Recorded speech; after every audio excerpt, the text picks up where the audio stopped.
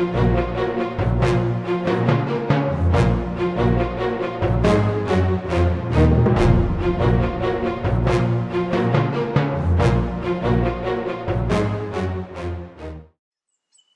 all get overwhelmed by life. All of us. No one is immune from that. At some point, what you're dealing with in life or in your workplace or anywhere else for that matter gets too much for you. People are having a go at you all the time. You're feeling overwhelmed and inadequate in terms of response. You're feeling angry, you're feeling frustrated, you're feeling out of control. You've got unfamiliar environments or family situations or in other events in your life that you don't want to deal with. And as a consequence, you get a lot of stress starting to build up.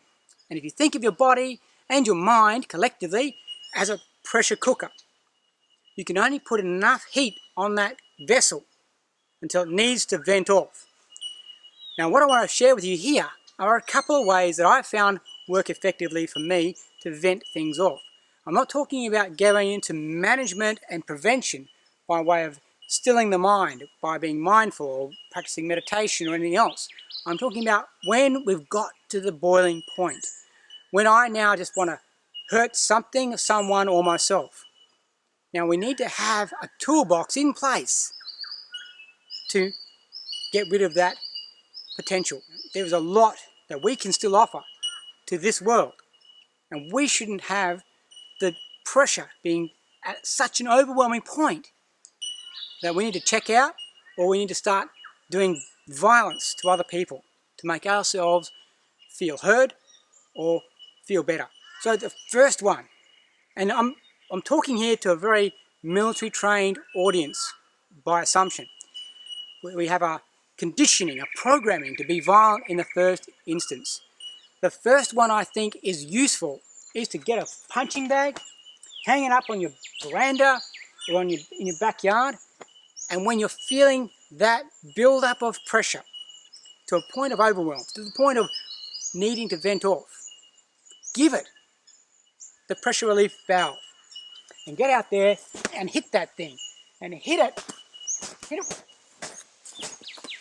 with everything you've got, hit it as much as you want and hit it until you're exhausted. Okay, just vent it all out, get it out of your system. Do that as often and as long as you need to. Generally at some point, and you may have already reached that point or you may not have got to that point of needing to hit something, you can do the same thing with exercise. So I'm going to do a specific talk about exercise and PT, but we can just go for a run, go for a walk, go to the gym and put the focus of our frustration into that other more useful outlet. That's why it's good for us. Aside from the physical development it offers, it's about having an outlet for that build-up of pressure. And beyond that, the third one I want to leave you with today is this. This is more of the mind aspect of things. But when we think about where the frustration is in our body, if you scan your system, scan your body, when you're in the moment of this build-up, this overwhelm, I'm going to explode. Scan your body. Take a moment, scan it, and try and define where you're experiencing that sensation. Is it in your head? Front, back, top? Is it in my throat? Is it in my jaw? Is it in my chest? Wherever it is, start to now hem it in. Put a boundary line around it. Go, okay, it's kind of there. It's there. Yep, right, it's there. Cool. And then think to yourself, now, is it anywhere else? Is it traveling? Is it moving anywhere? Or is it just there? Just there? Okay, let's work with that one. Has it got a colour? Do I feel like it's got a colour? Is it black? Is it grey? Is it smoky? Red? Yellow? Orange? Anything that helps you picture this entity that we've now identified. This is the stress, this is the pressure, this is the frustration, the anger, all those things that you've got building up in you. Now all I want you to do is this simple trick of visualization. Go to that space, hem it all in, lock it in tight. Now put a door or a window or a one-way valve on the highest point of it. with your mind, build that picture. And now just simply open that door or that one-way valve, and I want you to let that colour, smoke, steam or nothing, or just the sensation of all that pent-up steam and build-up of frustration and anger, vent out to atmosphere. Just let it vent out to atmosphere.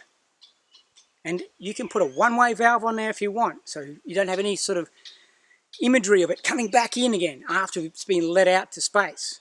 But let it keep draining. Now you might be able to do that and just go, phew, it's done, it's gone. Or you might need to do what I use a lot, and I just have a continuous one-way valve system. So it just vents out to atmosphere all the time. It's always not getting to that point where it builds up to pressure. I'm trying to let it vent off. Now this isn't bomb-proof or foolproof, but it is a simple technique using the power of imagery and visualization in your own mind, and the mindfulness of understanding that you are experiencing a particular emotional dynamic that you need to manage. You can't expect other people around you to tell you to calm down and that work. It simply doesn't. You are in control of you. So there's 3 simple techniques to help you stay calm and vent off the pressure before it gets to explosion point.